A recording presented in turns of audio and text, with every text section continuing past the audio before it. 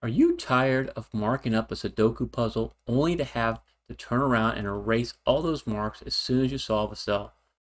I'll show you 5 solving tips that change the way I solve Championship Sudoku. It's going to allow you to solve this puzzle without making any pencil marks.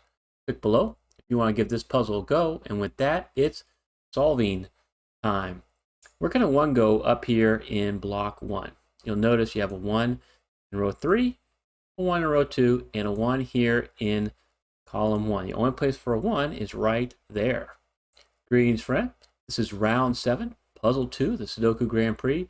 I'll reveal 5 solving tips and tricks to you that's going to change the way you solve Sudoku forever. And let's continue with the ones here, see if you can do some more solves, because you want to get rid and find all the easy solves as soon as you can. With this one and these 2 ones, you can solve for a 1 right here in block 6. And then with these 2 ones, there's only one place for a 1 in block 7. And while we're here in block 7, notice where a 3 can go.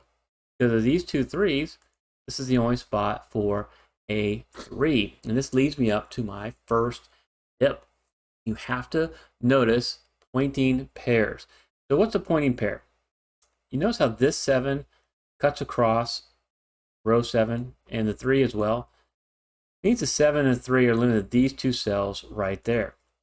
Now, since the 7 and 3 are restricted in block 9 to column 9, 7 and 3 cannot be anywhere else in that column outside the block. So if you put a 7 here or here, then you'd have no place to put a 7 in block 9.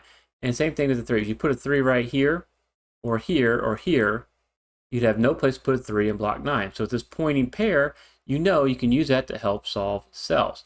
And so knowing that one of these orange cells is a 7, and you have a 7 right here, there's only one place now a 7 can go in block 6. So we can solve this cell now for a 7. I'm going to leave these orange marks here because we're about to make another solve here in block 9. Because the other thing you're looking for is, 1, you want to kind of keep these in your working memory, but 2, since this can only be a 3 or 7, that can only be a 3 or 7, because that's the only 2 places they fit, they form a hidden pair. They're also one step away from being solved. If we can solve a 3 or 7 somewhere else in these cells, then you can solve both these cells right away. And we're about to do that. What you notice is in this block right here, you have a 1, 3, 4, 5, 6, 9. All you need is a 2, 7, and an 8. Well, if you look across row 9, you have a 2 and an 8 right here. This is a naked single 7. If you can find these types of naked singles, it makes your no mark solving go so much quicker. Because now with that 7, you know you can solve this cell for a 3 and solve a 3 in the corner, bum, bum, bum, and solve this cell now for a 7. And what you'll notice is now you have a 4, 5, 6 right here. I mean, I can highlight that in purple, but realize the 4, 5, 6 is a locked triple now. Not only is it a naked triple for block 9, but it's also a naked triple for row 7. So whenever a triple, it counts for 2 different blocks, or 2 different houses, I'm sorry, row, column, and block, that is a locked triple. Okay, I'll remove the color there. Keep that in mind. And now we can find another naked single, because we know that this has to be a 4, 5, or 6. And then you have a 4 cutting across row 8. So where can a 4 go down here? Well, if you notice, you have in row 9 a 2, 3, 6, 7, 8, and a 9. All you need is a 1, 4, or 5. Well, you have a 1 and a 4 right there. So this is another naked single 4. This is going to help us out quite a bit with our solving. So that's my tip number 2. You want to look for those naked singles. So finding like a 7 and the 4 here is going to help you out with solves later on in the puzzle. Now I'm about to ask you a very important question. Before I do, I want to show you a little trick that I see a lot of these puzzle creators put into the puzzle. You notice there's a 9 and a 6 here in block 2, right? And so they can't be in any of these 3 cells. And you have a 9 and a 6 right here in column 7. So where can a 9 and a 6 be here in row 1? It can only be here and here, right? Because they can't be in these 3 cells because of those 2. It can't be here because of these two 9 and 6. This is a Sudoku hidden pair. Since the 9 and 6 can only be in these two cells, no other candidates can be there. And you gotta spot this. So the question I have for you is, did you spot this 9-6 hidden pair? Please, please drop it in the comments. Help me and the other viewers grow the best Sudoku community on YouTube. It starts with your feedback. And I appreciate your comments so much. I respond to each and every one of them, because this is going to lead us up to our third tip. Now, the third tip is going to help you out quite a bit when you don't know where to look to scan next. Notice that we have filled out 7 digits here in block 7, a 1, 3, 4, 5, 6, 7, 9. So all that's left is this 2 and an 8. So now the 2 and 8 reside in these two cells because nothing else can be there. So my tip is you want to start looking for the areas of greatest restriction. And once you have these two cells occupied with a 2 and an 8, that means that you have 5 cells that are kind of spoken for. So you got the 1, 2, 3, 7, and 8. Puts a lot more restriction here in column 1. And this is going to help us solve these orange cells. Because what it does is now all that's left is a 4, 5, 6, and 9 in column 1, right? 2 and 8 have to be there, 1, 3, and 7 right there. And so what you can do is look in this cell and notice you already have a 4, 5, and a 6. This is actually a naked single 9. And you can put right there. And you remember I said this is a 9, 6 hidden pair. So that means you can solve this cell now for a 6 and solve this cell for a 9. And this is huge, using this pointing pair to find this. And that's part of my tip number 3. So tip number 3 is you want to scan these houses that have 5 or more cells filled out. So I'm going to remove these colors. And now you can use these solved 9s to get some more solves in the puzzle. You'll notice now with these two 9s and this 9, you got a 9 right there. And then with this 9 and these two 9s, you can solve for 9 in block 5. And with these two 9s, solve for 9 in block 6. We've taken care of all the 9s. And I've given you 3 of my great tips. I have a couple more for you. I got number 4 and 5 coming right up, so you got to keep paying attention. Now what you want to look for is here in row 6. You notice that we have 1, 2, 4, 6, 7, 9 filled out. We need a 3, 5, and 8. And this is my tip number 4. It's actually a trick that I like to teach you. It's called my neat naked triple trick. You'll notice that we need a 3, 5, and 8. Well, 3 looks at 2 of these cells. And then the 5 repeats in one of those cells. When you have that situation where a digit, one of the digits looks at 2 of the 3 cells, and another digit looks at one of the same cells, you can solve all 3. Because you know this cell has to be your 8 now. The only place with 3 goes right there, and then this cell is going to be a 5. And using that, we're going to be able to make some more solving. Remember, this is a 2 or an 8. It's going to be a 4 or a 5. Now with this 5, solve that for 4, solve that for 5. I call this my right angle trick, when you're using a digit from one of these blocks to solve over in another block. You can learn more about both of those tricks in this tutorial.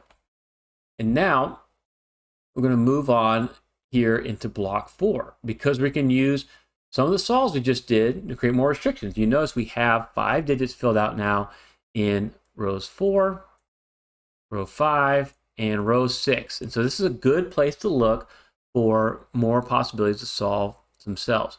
So right here in block 4 here, you got a 1, 3, 4, 5, 9. You need a 2, 6, 7, and an 8. Well, you'll notice that 2, 7, and the 8 all look at this cell. So that's got to be a 6. And then the 2, 7 repeated now means you can solve this cell here for a 8. And then you have right here, you're still looking for your 2 and your 7. We can't solve those yet, but we did get the 6 and an 8 knocked out. And now with this 6, 8 here, and this 6, 8 here, that means these two digits have to be a 6 or an 8. So you can do all this without any marks. That's a 6 and that's an 8. And now I'm going to color this particular cell right here, because this is an important cell. If we can solve this cell, it's going to unlock much more solving in this puzzle, because these solves coming up, they're not very easy as far as the flow goes. You have to kind of look and search for them and use some of these techniques that I've just showed you in order to get all of the solves knocked down. So we can look here and see with these two sixes and this 6, and then knowing that a 6 is part of this block triple, the only place a 6 can go in column 5 is right there. And then that's going to be able to help you solve this green cell. As I said, it's very important. What's so important about it? What can it be? That's a good question. You notice now you have a 1, 4, 5, 6, 9. You have 2, 3, 7, and an 8. Okay? And so you'll notice that a 3 can't go here because of this 3, can't go here because of this 3, and it cannot go here because of this 3. So this is actually a hidden single 3. So you saw that for 3, and you're like, what's so important about that, Timberlake? Well, what's so important is that these 3s now go with these 3s to solve a 3 right here. Not a big deal until you see the next solve. And remember, I got one more tip for you. My tip number 5 is the one I tell you that's going to reduce your solve time the most. We saw this for a 3. Now you can look at the 8s. You have 2 8s here. And this 8, you can solve this cell now for an 8. And with these 2 8s and this 8, there's a little cross hatching. You can solve that for an 8. With this 8, solve this cell for an 8. And now with these 2 8s, you can disambiguate that 8 and 2 naked pair. That was a pointing pair that you had in your working memory this whole time. And so you make a nice, good solve there. And what does that allow you to do now? It allows you, these 3s, these 8s, it's going to allow you to make a solve up here using the 5s. You might notice you have a 5 cutting across row 3. You have a 5 coming up. They call it shooting the gate, I think is what Harold Northey calls this, up column 5. So now that 5s have to be in one of these two cells. So that makes it a pointing pair, right? The 5s are restricted in row 2 in block 2. And whenever you have Snyder, I call it Snyder plus 1, but you have the pointing pair plus 1, that means you got a restriction here in the other block. So the only place a 5 goes right here now. So you can solve that for a 5. And this is going to lead you up to another neat naked triple trick. Because down here, remember, this is a 4, 5, and 6. Well, you have the 4 and the 5 right here, and then the 5 repeated in this cell. So this is another variation of the neat naked triple trick. Same situation, you can solve all 3, because this has to be your 6. The only place the 5 goes right there, and that's going to be your 4. It allows you to solve 3 cells at one time. If that's not my tip number 5, that was tip number 4. So tip number 5 we're coming up to now. Going to help you reduce your solve time, especially as you get more solve cells in the puzzle. You look up here in block 3. You'll notice that we only have 3 digits remaining, and they're all part of a full house. Sudoku full house is when you have 8 of the 9 digits in a row, column, or block already filled out. Whenever you have this situation, you know with certainty you can solve all 3. So this is where you want to start to do tip number 5. We need a 2, 4, and 6 to finish this. So you know with 2 and a 4, that's got to be a 6 as soon as I get out of color mode. And then the 4 is right here, means this is your 4, and that's going to be your 2. And so what we just did is called sweeping the block. This is what the experts do so they can reduce the amount of scanning they need in particular parts of the puzzle. You solve all those digits, and then you can move to another part of the puzzle. So in this case, we can move over here to block 2. You might notice that we have 7 digits fill out here. We need a 2, 4, and a 7.